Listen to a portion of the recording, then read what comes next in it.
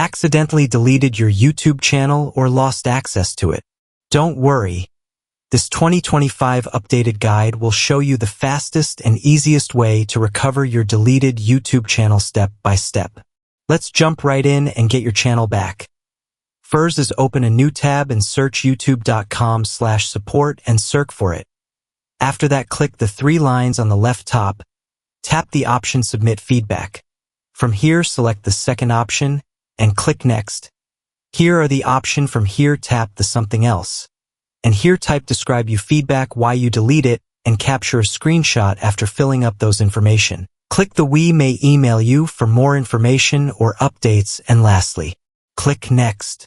And that's how you recover a deleted YouTube channel in 2025. Quick, simple, and stress-free. If this helped you out, don't forget to like, subscribe, and leave a comment if you need more help.